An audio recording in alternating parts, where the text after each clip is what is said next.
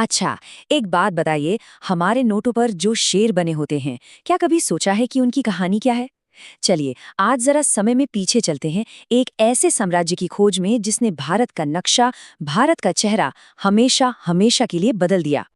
ये देखिए, ये तस्वीर तो हम रोज ही देखते हैं, है ना? हमारे नोटों पर, सिक्कों पर, हर जगह। ये चार शेरों वाली मूरत इतनी जानी पहचानी है कि हम शायद ध्यान भी नहीं देते।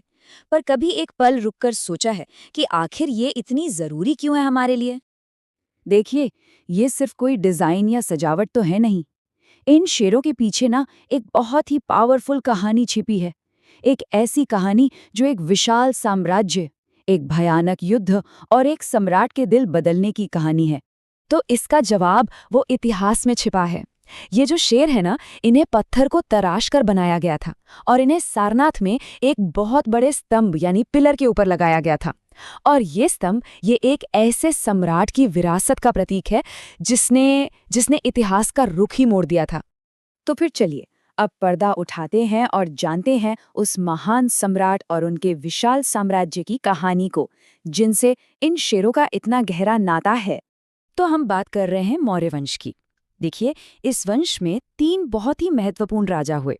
सबसे पहले इसके संस्थापक चंद्रगुप्त मौर्य, फिर उनके बेटे बिंदुसार, और फिर बिंदुसार के पुत्र वो महान सम्राट अशोक। तो ये जो विशाल साम्राज्य था ना, इसकी नींव आज से करीब करीब 2300 साल पहले सम्राट अशोक के दादाजी यानी चंद्रगुप्त मौर्य ने रखी थी। पर वो अकेले नहीं थे, उनके साथ थे एक जबरदस्त रणनीतिकार, एक बहुत बड़े विद्वान, चाणक्य। कहा जाता है कि उनके बिना तो शायद ये साम्राज्य कभी बन ही नहीं पाता। और ये मौर्य साम्राज्य सच में बहुत ही बड़ा था, मतलब अविश्वसनीय रूप से विशाल। इसकी राजधानी थी पाटलिपुत्र, जिसे आज हम पटना के नाम से जानते हैं। लेकिन इसका कंट्रोल तक्षशिला और उज्जैन जैसे बड़े बड़े व्यापारिक शहरों तक था। आप सोचिए, ये वो रास्ते थे जो इसे सेंट्रल एशिया और दक्षिण भारत से जोड़ते थे। कितना अहम रहा होगा। पर एक मिनट, एक राज्य और एक साम्राज्य, इसमें फर्क क्या होता है? हम अशोक के शासन को सिर्फ एक राज्य क्यों नहीं कहते, साम्राज्य क्यों कहते हैं? देखिए, सीधा सा फर्क है। साम्राज्य जो होते हैं वो राज्यों से कहीं ज्यादा बड़े होते हैं। अब इतने बड़े इलाके की रक्षा के लिए जाहिर है बहुत बड़ी सेना चाहिए, ज्यादा संसाधन चाहिए। और इसका मतलब क्या हुआ? इसका मतलब ये हुआ कि सम्राटों को राजाओं के मुकाबले टैक्स इकट्ठा करने के लिए कहीं ज्यादा बड़ा और ऑर्गेनाइज्ड सिस्टम बनाना पड़ता था। सोचिए, इतने बड़े साम्राज्य को चलाना कोई बच्चों का खेल तो था नहीं, बहुत मुश्किल काम था। जो राजधानी थी पाटलिपुत्र, उसके आसपास के इलाकों पर तो सम्राट का सीधा कंट्रोल था, लेकिन जो दूर के इलाके थे वहां पर राजकुमारों को गवर्नर बनाकर भेज दिया जाता था। और हाँ, एक और बात, सब पर नजर रखने के लिए जासूसों का एक पूरा नेटवर्क बिछा हुआ था, कोई कुछ गलत न कर पाए। लेकिन फिर सम्राट अशोक की जिंदगी में एक ऐसी घटना हुई, एक ऐसा युद्ध हुआ जिसने सिर्फ उन्हें ही नहीं बल्कि पूरे साम्राज्य का भविष्य ही बदल कर रख दिया। ये युद्ध था कलिंग का युद्ध। कलिंग मतलब आज का जो हमारा तटीय ओडिशा का इलाका है। अशोक इस शक्तिशाली राज्य को अपने साम्राज्य में मिलाना चाहते थे और इसके लिए उन्होंने एक बहुत ही भयंकर लड़ाई लड़ी। इस युद्ध में क्या हुआ जानते हैं? 1 लाख से भी ज्यादा लोग मारे गए और करीब 1.5 लाख लोगों को बंदी बना लिया गया। ये एक ऐसी तबाही थी जिसका अंदाजा लगाना भी आज हमारे लिए मुश्किल है। युद्ध के बाद का ये जो मंजर था, ये जो नरसंहार था, इसने अशोक को अंदर तक हिलाकर रख दिया। उन्हें इतना गहरा सदमा लगा कि उन्होंने खुद अपने एक शिलालेख पर मतलब पत्थर पर लिखवाया, मुझे पछतावा हो रहा है, अब मैंने धम्म पालन करने का निश्चय किया है। सोचिए, ये एक सम्राट की जिंदगी का सबसे बड़ा टर्निंग पॉइंट था। तो इस युद्ध के बाद अशोक ने धम्म का रास्ता अपना लिया। पर सवाल ये है कि ये धम्म आखिर था क्या? क्या ये कोई नया धर्म था? नहीं, बिल्कुल नहीं। अशोक का धर्म कोई धर्म या पूजा पाठ का तरीका नहीं था। ये तो बस सही तरीके से जिंदगी जीने के कुछ नियम थे, एक तरह का मॉरल कोड।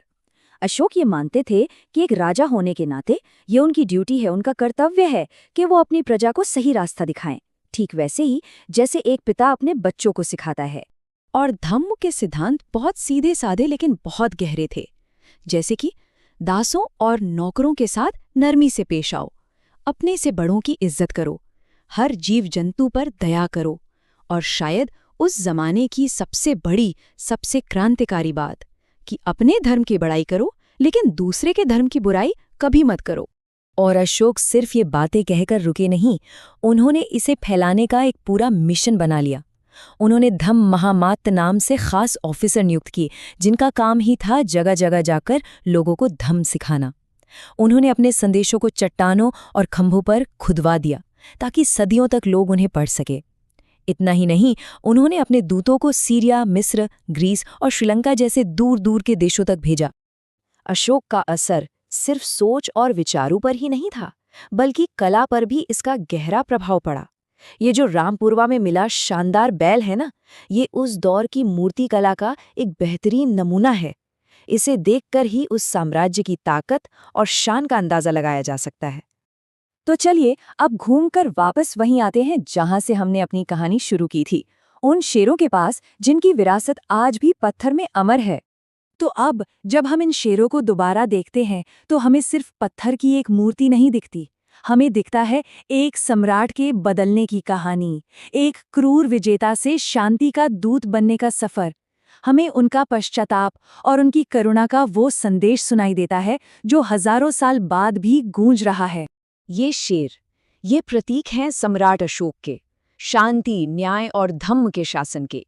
और जानते हैं, यही वो वजह है कि आज़ाद भारत ने अपनी इसी महान विरासत को सम्मान देने के लिए इसे अपना राष्ट्रीय प्रतीक, अपना नेशनल एम्ब्लेम बनाया।